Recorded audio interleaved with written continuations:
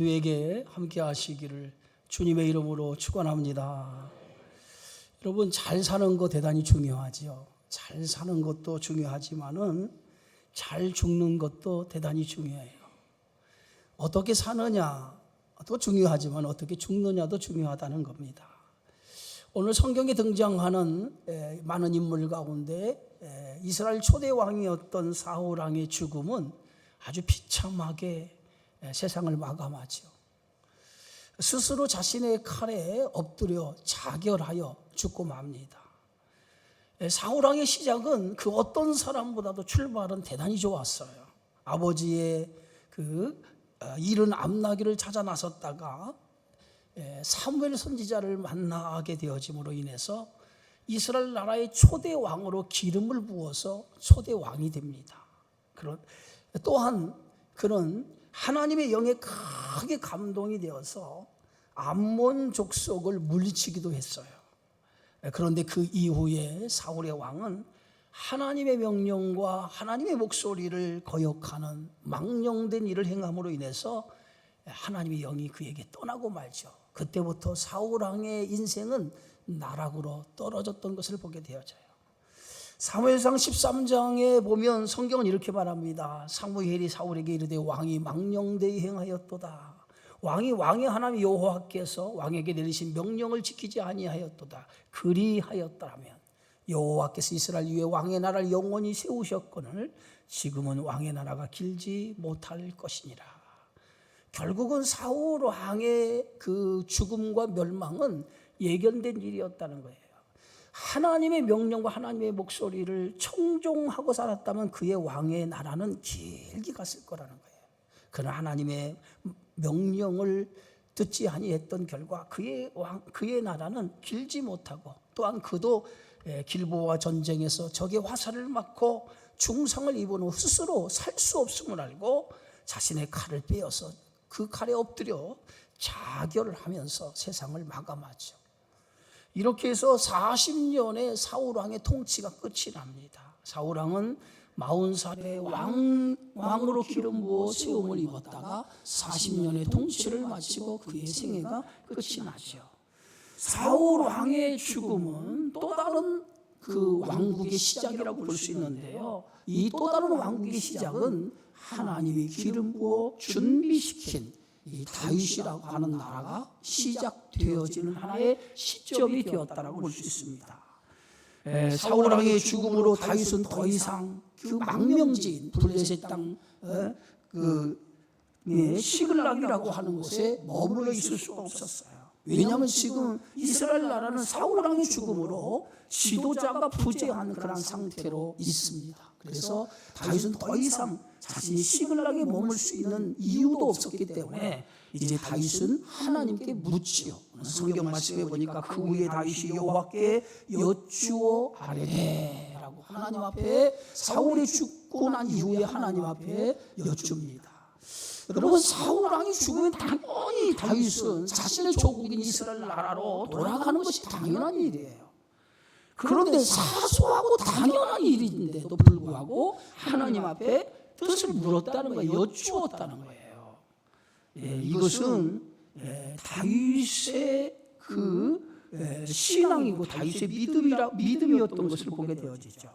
다윗은 사울과 전혀 다른 모습을 가지고 있어요. 사울 왕은 모든 일의 결정을 자기 중심, 자기 주도하에 모든 일을 결정하고 행동으로 옮겼습니다. 그런데 다윗은 어떤 일을 시작하거나 어떤 일을 결정하기 전에 반드시 하나님 앞에 뜻을 물었다는 거예요. 이것은 대단히 중요한 신앙의 하나의 자세 중에 하나라고 볼 수 있어요. 다윗이 모든 일을 결정하기 전에 하나님 앞에 뜻을 물었다라고 하는 것은 하나님을 인정하는 태도, 하나님을 인식하고 살아가는 태도였다는 거예요. 오늘 잠언 3장에 보면 너는 범사에 그를 인정하라. 그리하면 내 길을 지도하시리라.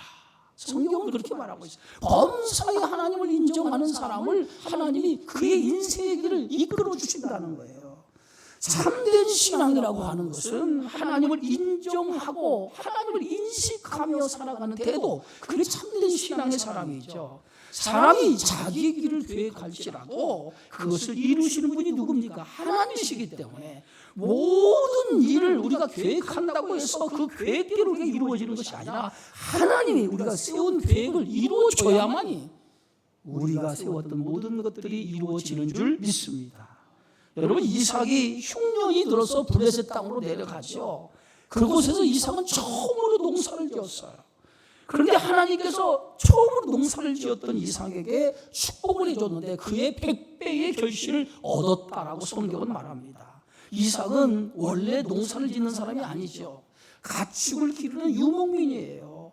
그런데 가축을 기르는 유목민이 이 블레셋 땅으로 내려가서 처음으로 농사를 지었는데 100배의 결실을 얻었다라고 하는 것은 이삭의 힘으로 된 것이 아니라 하나님께서 주신 복이라는 거예요. 그래서 성경은 분명하게 그것을 밝히고 있는데 창세기 26장 12절에 보니까 이렇게 기록하고 있어요. 여호와께서 복을 주심으로, 여호와께서 복을 주시기 때문에 100배의 결실을 얻었다는 거예요. 인간의 계획으로 된 것이 아니라 하나님께서 인도하셔서 그에게 복을 주셨다고 성경은 말하고 있어요. 그러므로 하나님을 인정하고 하나님을 매사에 인식하고 사는 것은 대단히 중요하고 그것이 믿음이요 그것이 참된 신앙인의 삶이라고 하는 것을 여러분 믿으시기를 주의 이름으로 축원합니다. 다윗은 구체적으로 이제 하나님 앞에 묻지요. 어떻게 묻습니까? 오늘 성경에 보니까 내가 유다 한 성읍으로 올라가리까? 내가 어디로 가야 됩니까? 유다 한 성읍으로 올라가리까? 라고 하나님 앞에 물어요. 여러분, 기도라고 하는 것은 구체적이어야 돼요.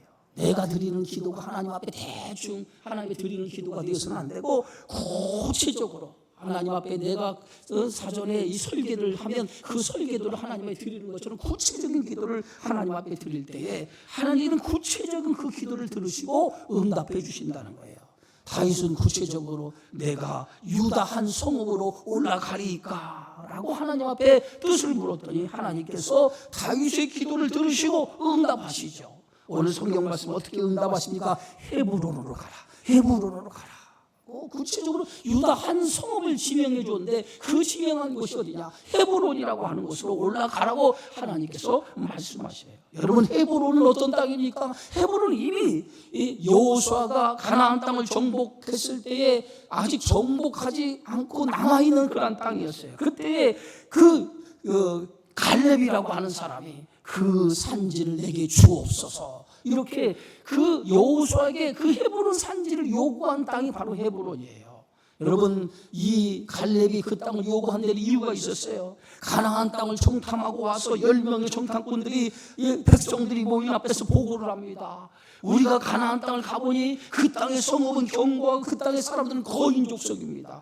그 땅을 우리는 차지할 수 없습니다라고 백성들을 향해서 보고할 때에 여호수아 갈렙이 나서서 이렇게 보고합니다. 그들은 우리의 밥입니다. 그들의 보호자는 그들에게 떠났지만은 여호와는 우리와 함께 하시기 때문에 우리는 두려워하지 않고 그들을 능히 물리칠 수 있습니다.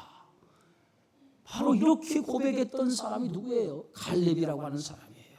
그런데 여호수아가 가나안 땅을 정복하고 각 지파에게 땅을 분발할 때 갈렙이 이렇게 말합니다. 모세가 우리에게 약속한 것을 떠올리면서 내가 지금까지 생존한 이유가 여기 있습니다. 저 헤브론 산지 그 산지를 차지하기 위해서 내가 지금까지 생존했습니다. 가나안 땅을 정복할 처음이나 지금 나는 이제나 저제나 내 육체가 강건하니 이 헤브론 산지를 우리 지파에게 기업으로 주옵소서라고 여호수아에게 요구를 했던 거예요. 그래서 오늘 여호수아 14장 12절에 보면 성경은 이렇게 써 있습니다. 그날에 여호와께서 말씀하신 이 산지를 지금 내게 주소서. 당신도 그날에 들으셨거니와 그곳에는 아낙 사람이 있고 그 성읍은 크고 견고할지라도 여호와께서 나와 함께 하시면 내가 여호와께서 말씀하신 대로 그들을 쫓아내리이다. 결국은 이 갈렙이 그 헤브론 산지, 험악한 산지로 되어 있는 헤브론 산지, 그 거인족 속에 살고 있는 그 땅을 쳐들어가서 그 산지를 다 차지해서 그 헤브론 산지 유다 성읍의 기업으로, 유다 기업으로 삼게 되어지죠. 그런데 그때의 갈렙의 나이가 몇 살이었어요? 85세였어요. 85세까지 갈렙은 자기 사명을 잃지 아니하고 살아갔다는 거예요. 헤브론이라고 하는 이곳은 아브라함이 가나안 땅에 들어가 처음으로 제단을 쌓은 곳이었어요. 하나님의 약속을 믿고 가나안 땅으로 이주해서 처음으로 제단을 쌓은 곳이 바로 헤브론 산지였어요. 이곳은 해발 약 900m 유치한 성읍으로서 팔레스틴 남부에서 가장 높은 지역입니다. 천의 요새적인 산면이 다 산으로 둘러싸여 있는 천의 요소의 지역으로 성읍이 견고하고 왕도로서 가장 적합한 지역이 헤브론 산지였어요. 원래 헤브론의 이름은 기랄 아르바입니다. 네겝의 성읍이라는 뜻이죠. 그런데 하나님께서는 어디로 올라가면 좋겠습니까? 유다 성으로 올라가니까? 라고 물었더니 하나님이 구체적으로 헤브론으로 올라가라 이렇게 말씀하셨어요. 다윗은 이제 하나님을 또 응답을 받고 시글락이라고 하는 블레셋 땅 망명지인 시글락에서 이제 유다 성읍인 헤브론으로 올라가게 되어지죠. 그런데 올라가면서 누구와 함께 올라갑니까? 자신을 추종하는 모든 세력과 함께 이제 헤브론 산지로 올라가죠. 당시 다윗을 추종하는 세력들이 남자만 장정만 600명이라고 그랬어요. 이 600명은 다 어떤 사람이에요? 사울왕 체제에 소외받은 사람들이에요. 그들이 다 다윗과 함께 한 600명의 사람이었어요. 그 600명의 가족들 합치니까 몇 명이죠? 2,000명 정도 되었어요. 그 2,000명 정도 되는 사람들이 이제 다윗과 함께 이제 망명지인 시글락에서 어디로 올라가요? 유다 성읍인 헤브론 성읍으로 올라가게 되어집니다. 헤브론으로 올라갔을 때에 다윗에게 오늘 성경 말씀에 보면 그 유다 사람들이 다윗에게 기름을 부어서 유다 족속의 왕으로 삼게 되어지죠. 그것이 4절 말씀이에요. 오늘 성경 말씀 보면 이렇게 써 있어요. 유다 사람들이 와서 거기서 다윗에게 기름을 부어 유다 족속의 왕으로 삼았더라. 다윗이 기름을 부어 유다 사람들이 기름을 부어서 유다 족속의 왕으로 다윗을 세웠다는 거예요. 여러분, 다윗이 사무엘 선지자에게 기름 부음 받을 때가 언제예요? 바로 15년 전입니다. 15년 전에 다윗은 사무엘 선지자에게 기름을 부어서 이스라엘 나라 사울 왕의 뒤를 이어서 왕이 될 사람으로 기름 부음을 받았어요. 그때 하나님께서 그 양을 치던 그 소년 다윗을 불러서 그에게 기름을 부어서 이제 사울 왕에 이어서 왕으로 세움을 입게 되어졌어요. 그러고 난 다음에 15년이 흐르고 난 이후에 유다 족속에 다시 기름을 부어서 유다 족속의 왕으로 세움을 입은 거예요. 그 15년, 유다 족속의 왕이 될 때까지 15년의 시간은 다윗에게 고난의 시간이었어요.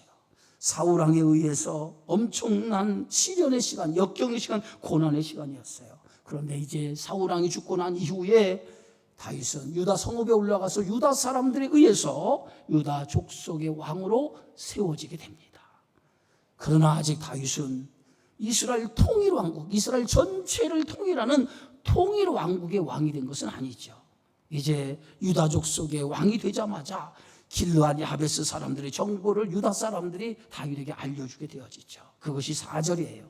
어떤 사람이 다윗에게 말하 이르되 사울을 장사한 사람은 길르앗 야베스 사람들이다 하며, 다윗은 사울의 시신을 거두어 장사 지내준 길르앗 야베스 사람들에 대한 소식을 전해 듣게 되어지죠.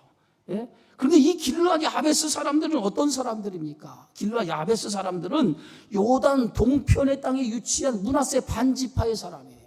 모세가 가나안 땅을 점령하기 이전에 가나안 서편은 가나안 땅, 하나님 약속하신 가나안 땅이고 요단 동편의 땅은 하나님이 약속하신 그런 땅이 아니죠. 그러나 모세가 가나안 땅을 점령하기 위해서 요단 동편을 진입을 했을 때 요단 동편의 사람들이 전쟁을 걸어왔을 때 그들을 하나둘 물리치기 시작을 했어요. 그래서 요단 동편의 땅을 차지했습니다. 그런데 요단 동편의 땅이 굉장히 기름지고 좋은 땅이었어요.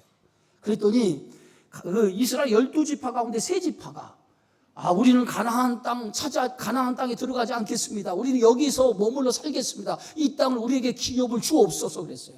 그 3지파가 누구예요?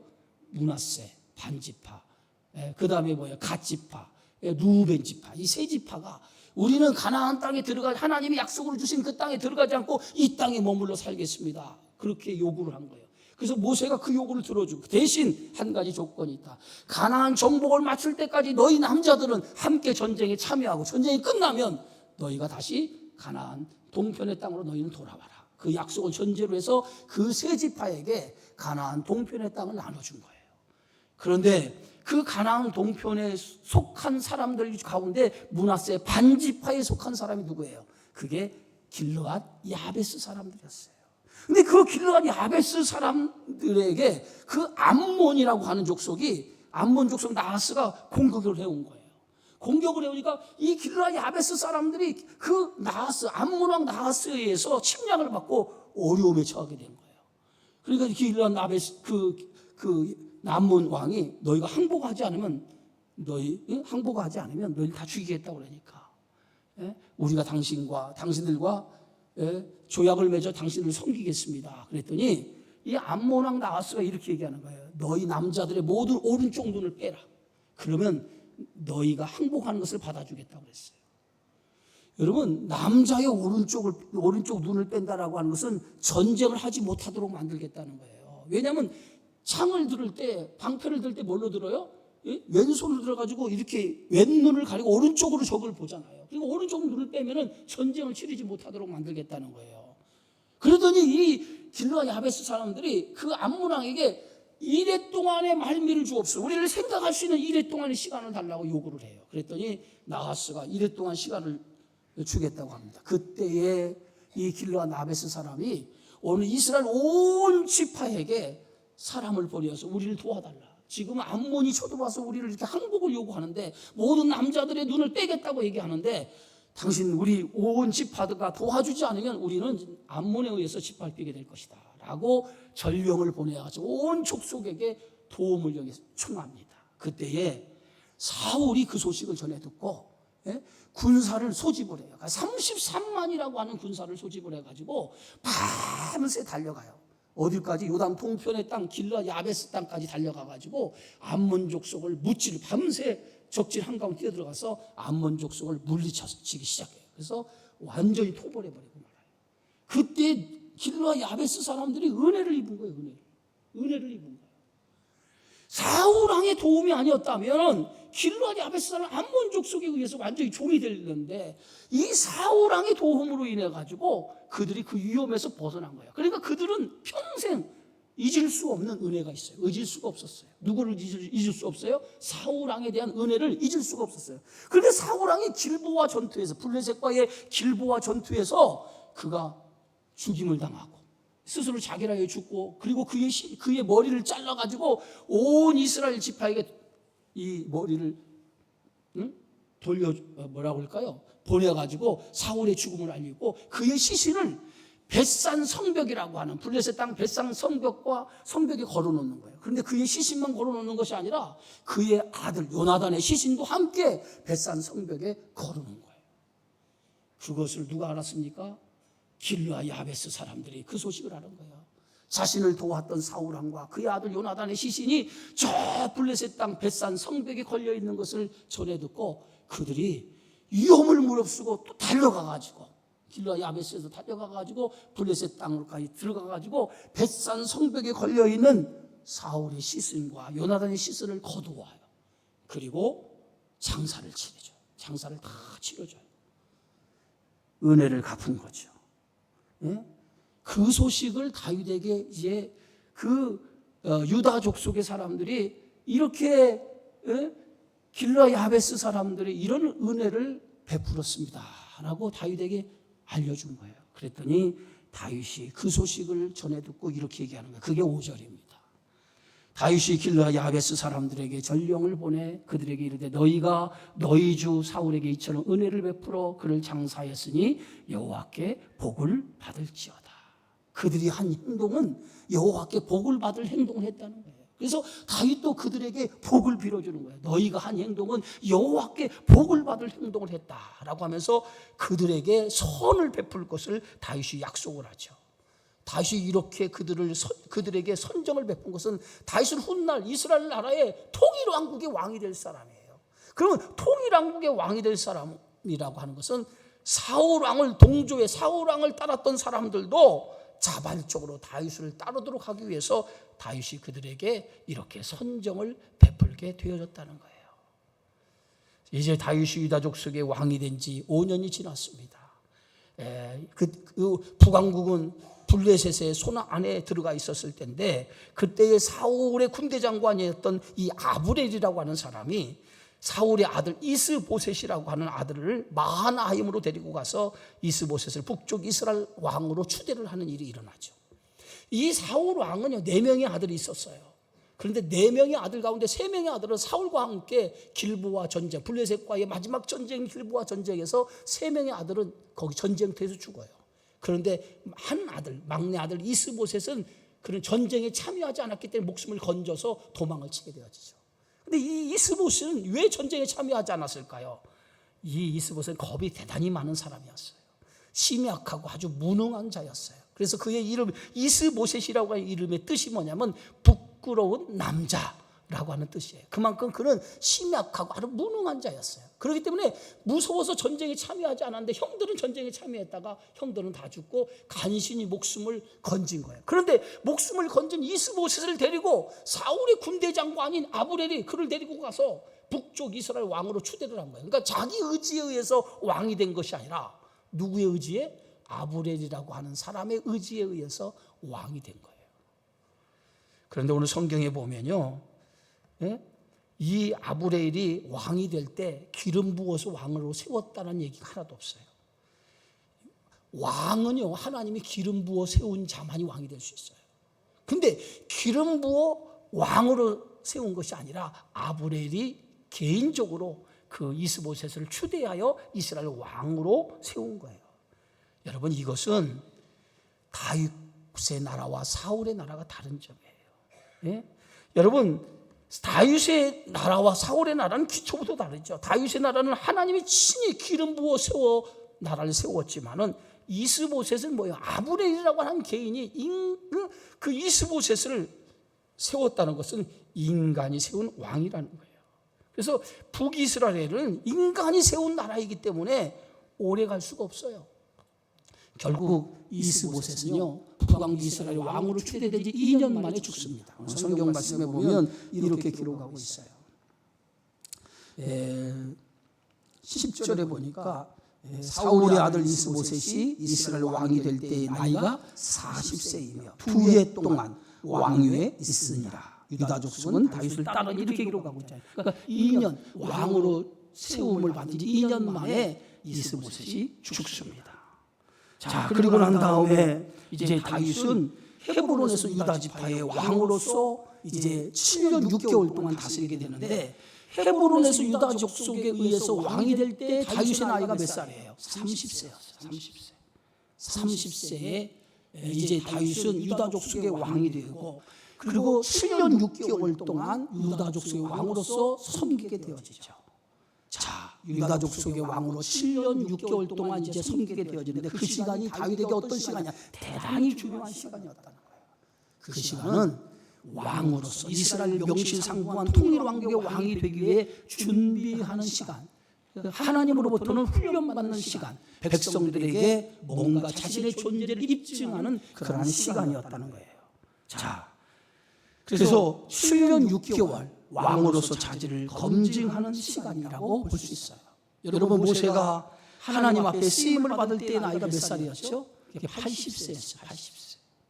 그때까지 모세는 하나님 앞에 쓰임 받기 위해서 훈련하는 시간을 보냈어요.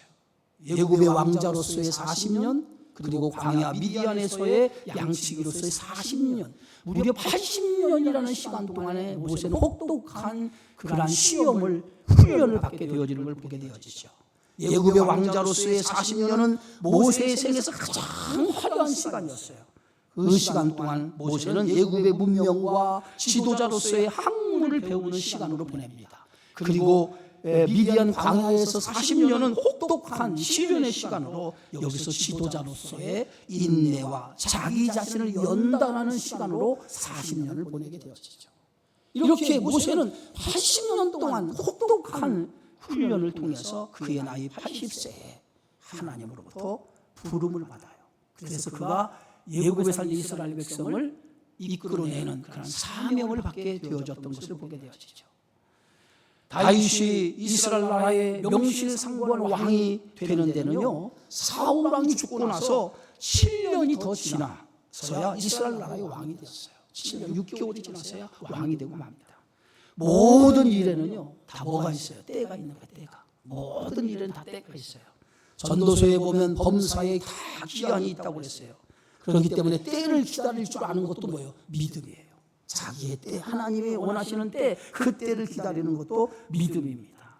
조급하지 말고 기다려야 돼요.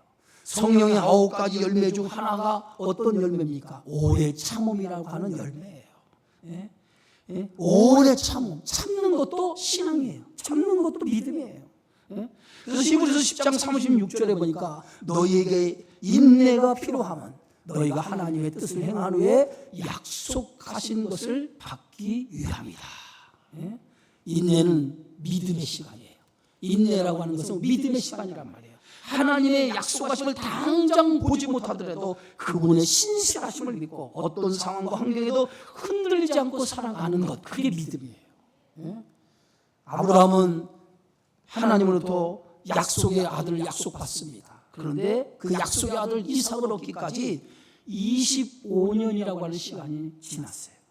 25년 동안 기다려서 약속의 자는 이삭을 얻었어요. 신앙이라고 하는 게요, 이렇게 기다리는 싸움을 해야 돼요. 잘 견디고 기다리는 자가 믿음의 승리를 가져올 수 있음을 믿으시기 바랍니다.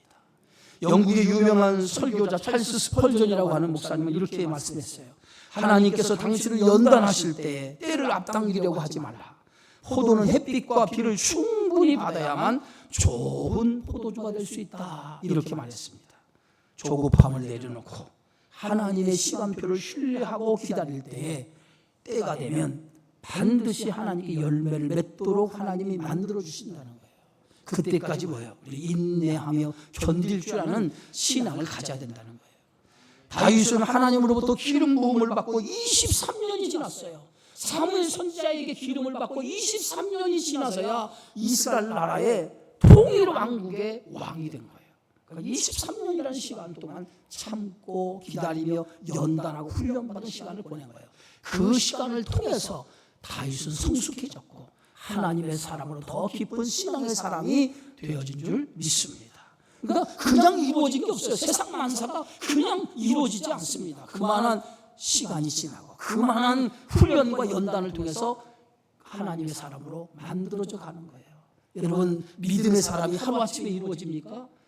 여러분, 믿음의 사람이 하루아침에 믿음의 사람으로 만들어지는 거 아니에요. 그만한 과정과 훈련을 통해서 믿음의 사람이 되어져 가는 거예요. 그런 훈련을 잘 견뎌야 돼요. 조금 힘들고 어렵다고 때려치다고 아유 힘들어 이렇게 하지 말고 과정을 잘 겪어 나갈 때 그 과정을 통해서 한 단계 한 단계 더 믿음이 성숙해지면서 하나님의 사람으로 만들어져 가는 줄 믿습니다. 그런 과정을 잘 겪어야 된다는 거예요. 그게 뭐예요? 믿음이라는 거예요. 믿음. 다윗은 그런 과정을 통해서 23년 만에 기름 부은 지 23년 만에 이스라엘 나라의 통일 왕국의 왕이 되죠. 사랑하는 성도 여러분, 다윗의 나라의 시작이 어떻게 시작됩니까? 하나님께 뜻을 물음을 통해서 시작됐어요. 여쭈어 이르되, 하나님께 여쭈어 이르되. 이건 대단히 중요한 다윗의 나라의 성격을 우리에게 보여주고 있는 겁니다. 하나님을 인정하는 나라, 그게 다윗 왕의 출발이었다는 거예요.